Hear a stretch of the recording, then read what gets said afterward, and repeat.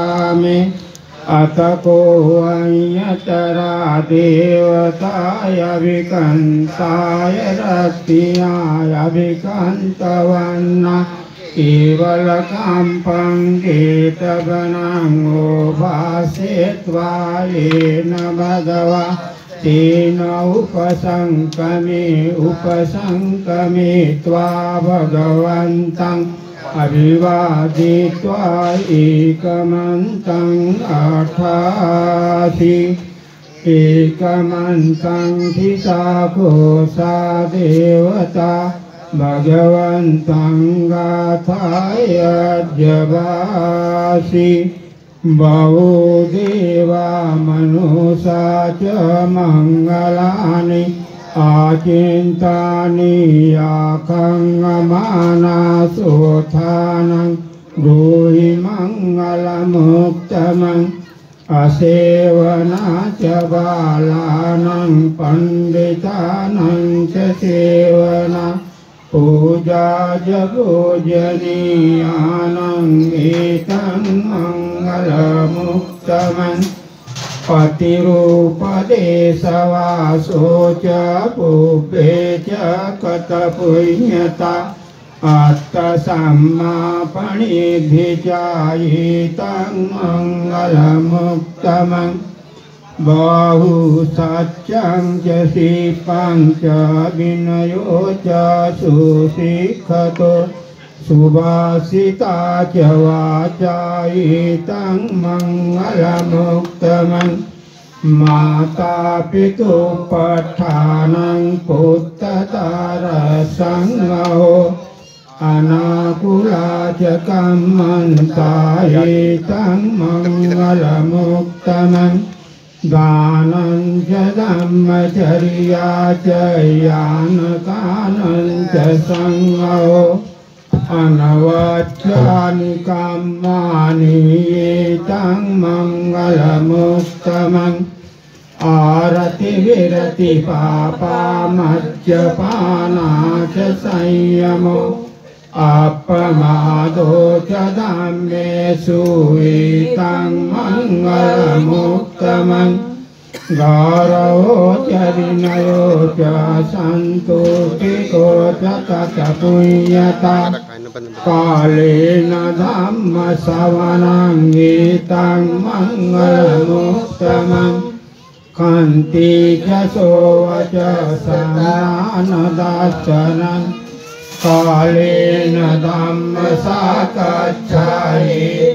मङ्गलमुत्तमम् तपो च ब्रह्मचर्यं च हरियसच्चानदर्शनं निब्बानसच्चक्रिया च एतं मङ्गलमुत्तमम् पुत्रसलोकधाम्ये चित्तं असङ्कम्पति अशोकं ईर्जं क्षेमं एतं मङ्गलमुत्तमम् एतादृशानि कत्वानि सभाति पराजिता सभाति सोति गच्छन्ति तेषां मङ्गलमुत्तमम्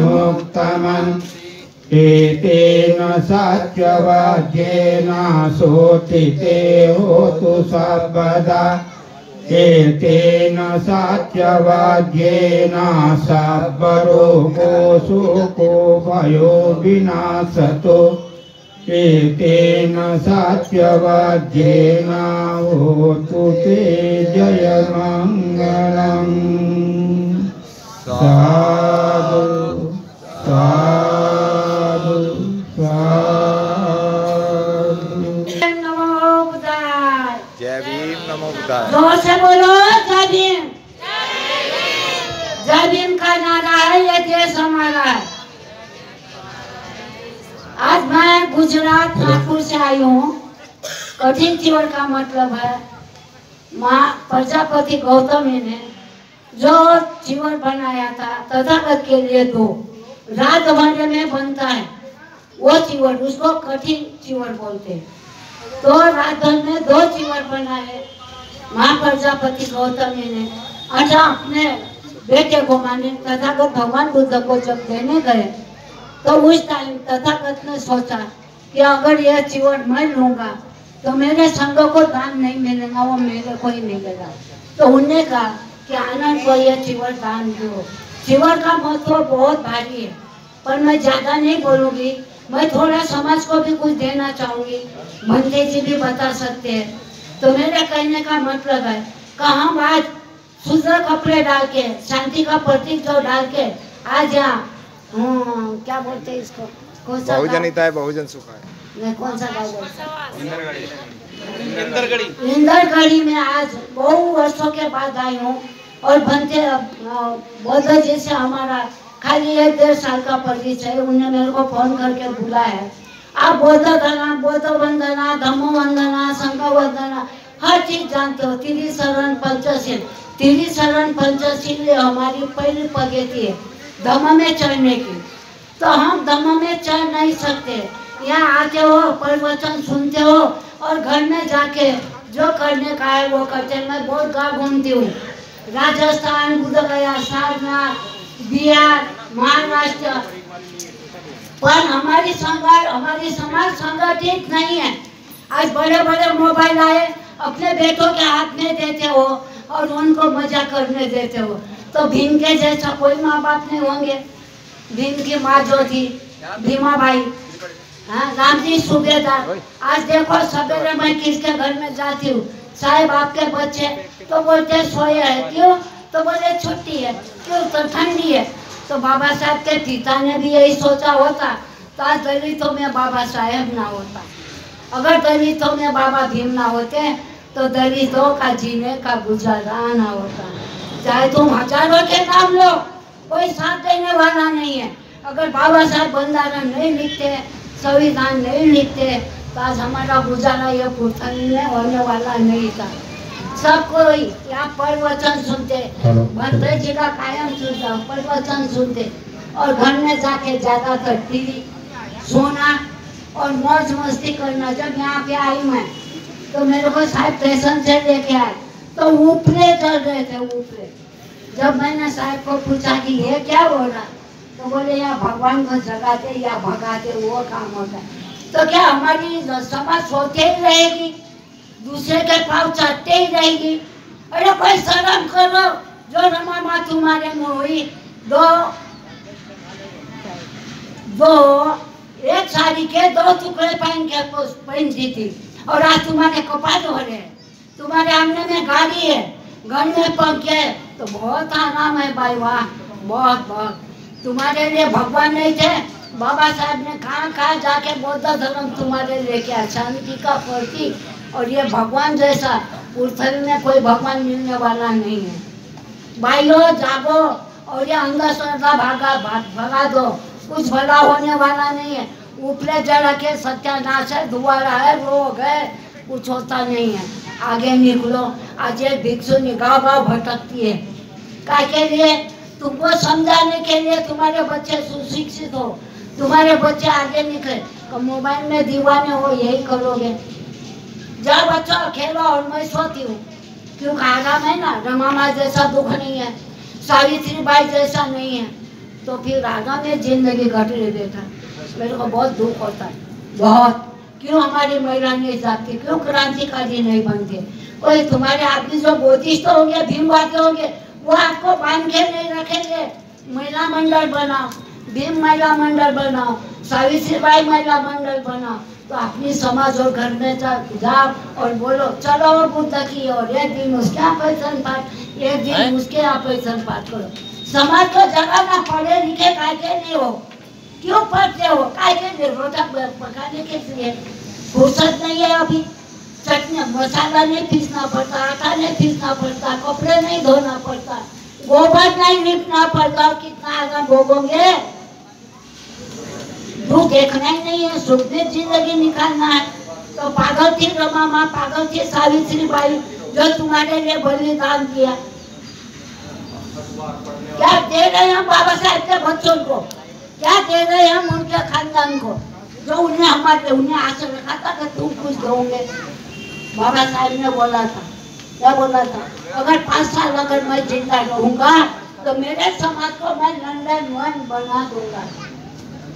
बोला था, सुना था, तो अभी बना दिया ना, तो अभी बना दिया लंदन 1।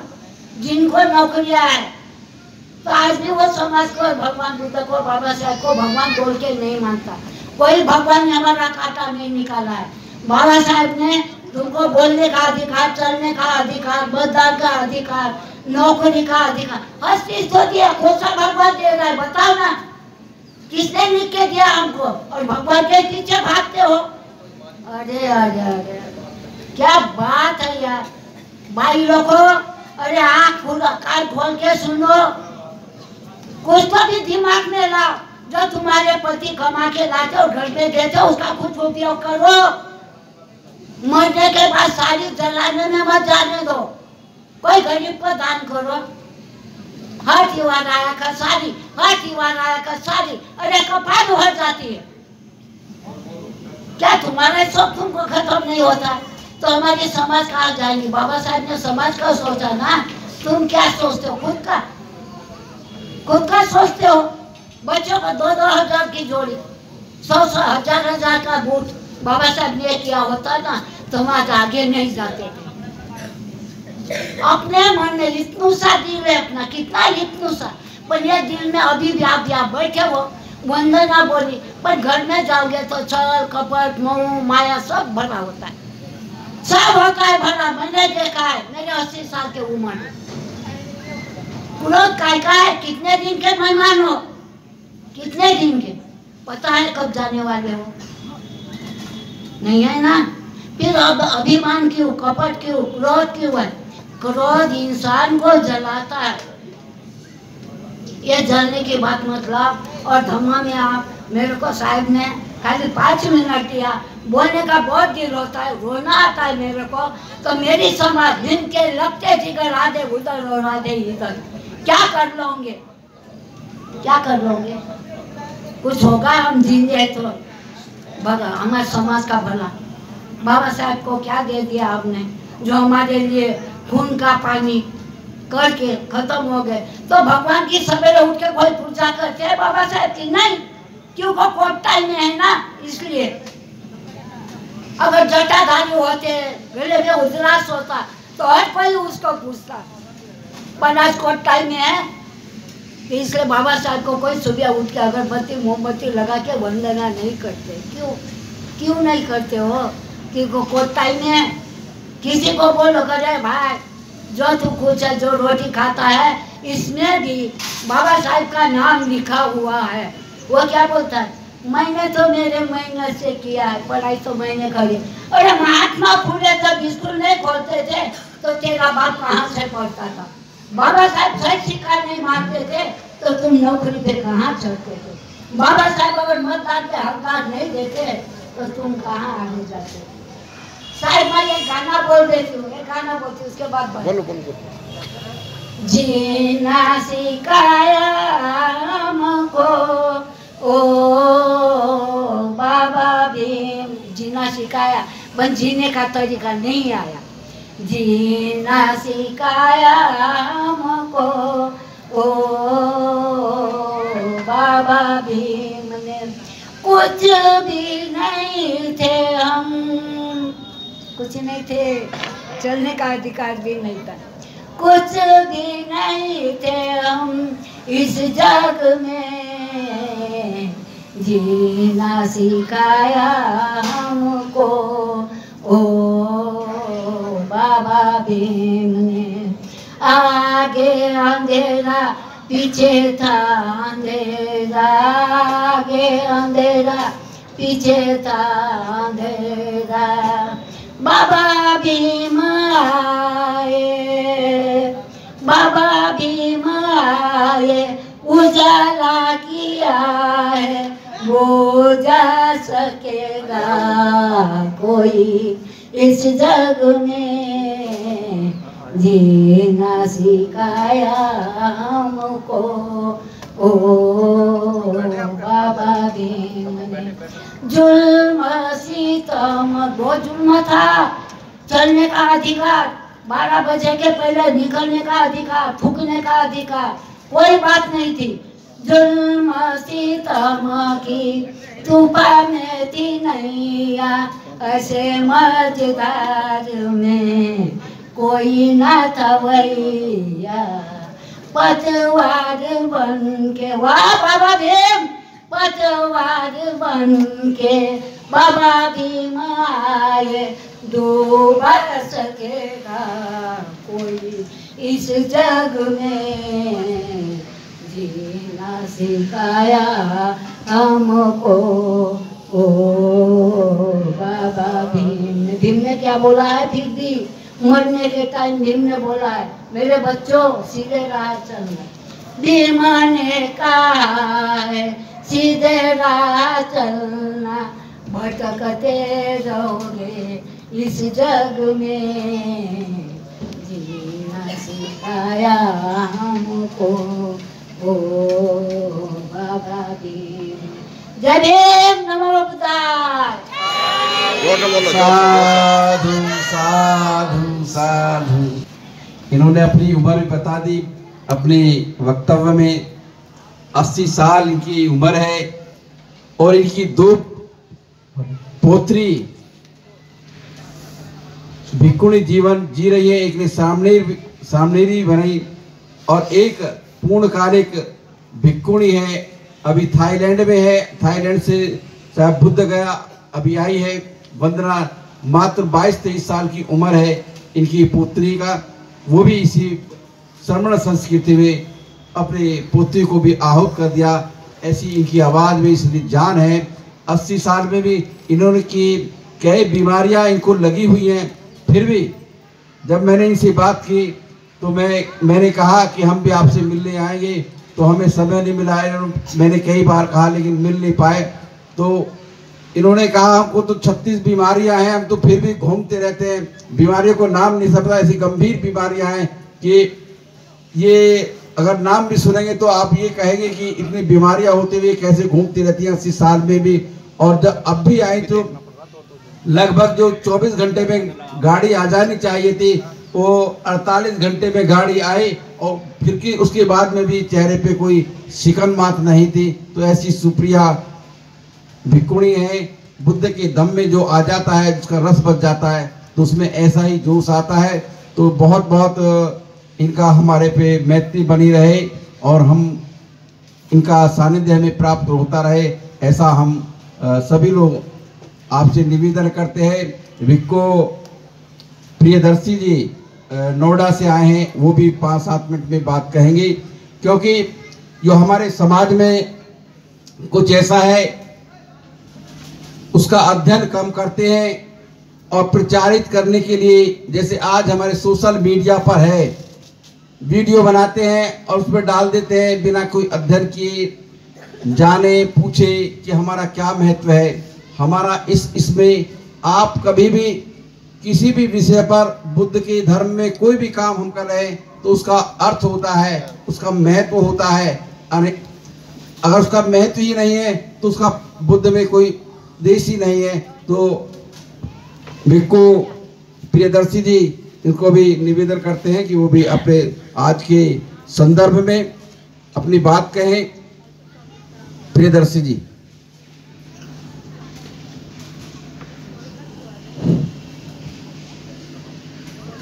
सभी मंच पर विराजमान भिक्षु संघ को जय भीम नमो बुद्धाय। सामने बैठे हुए सभी धम्मबंधु उपासक उपासिकाओं और बच्चों सभी को प्रणाम। तो हमारे इस समय हमारे पूज्य भंते जी का वर्षावास का समापन का समय है और इसी समय पे तथागत बुद्ध ने जब समापन हो रहा था वर्षावास का, तो उस समय भिक्षु संघ को एक आदेश दिया था।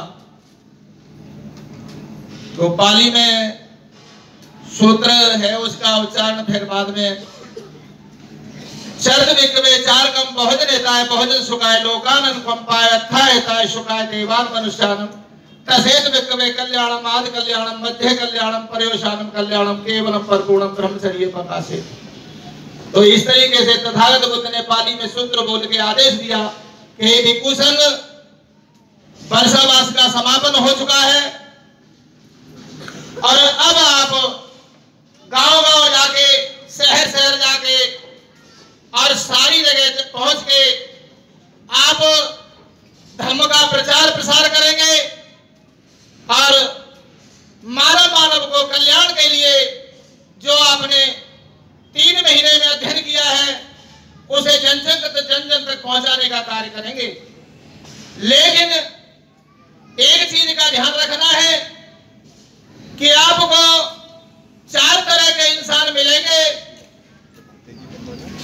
जो 4 तरह के इंसानों में सबसे पहला आपको ओला प्रवृत्ति का इंसान मिलेगा।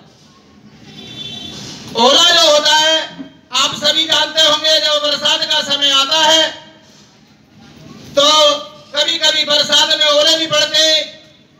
जब ओला पड़ता है तो किसान की फसल को नष्ट कर देता है।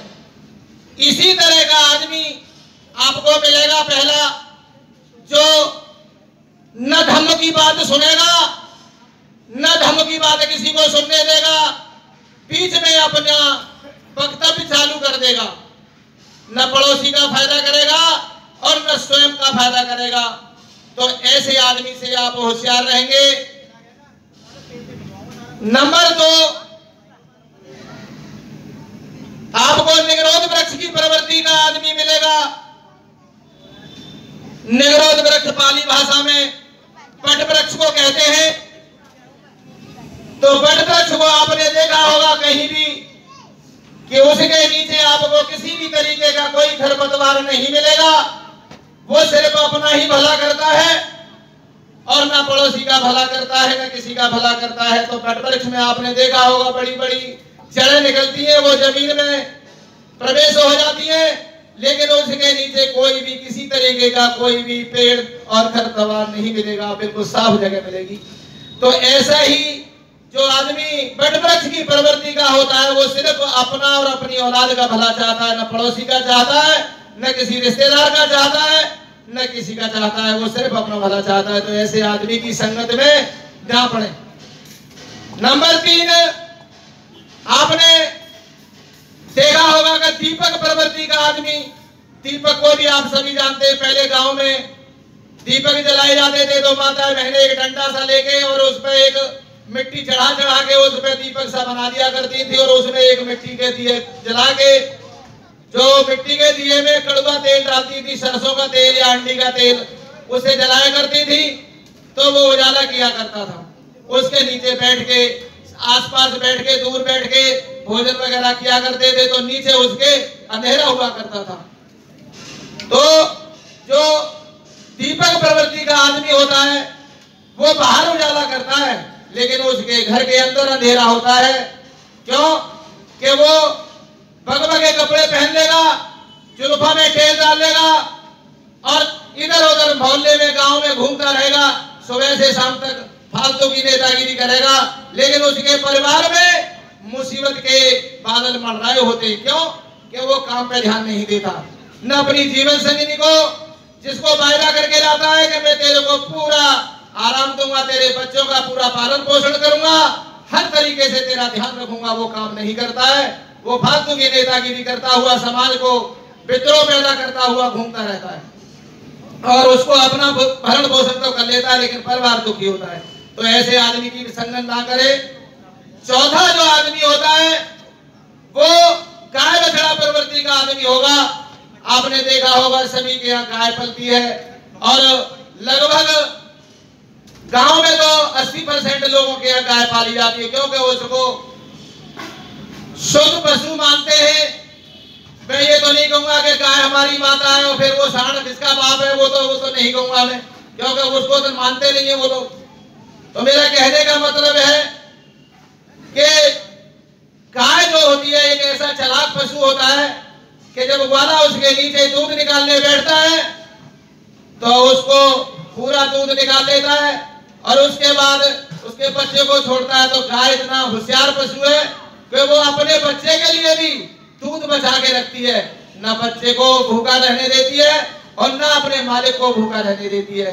तो ऐसे ही आदमी की संगत करे जो पहले अपने परिवार का भरण पोषण अच्छे तरीके से करता है और बचा हुआ टाइम समाज के हित में लगाता है। तो आप ऐसे आदमी की संगत करें। बहुत बहुत साधुवाद। मंगल हो, करुणा हो, सभी का कल्याण हो, तथागत बुद्धि के अनुकंपा हो। आपने बहुत अच्छी तरह से जीवन को उत्सव के रूप में घुमाकर झांकी के रूप में या प्रभात फेरी के रूप में लेकर आए हैं।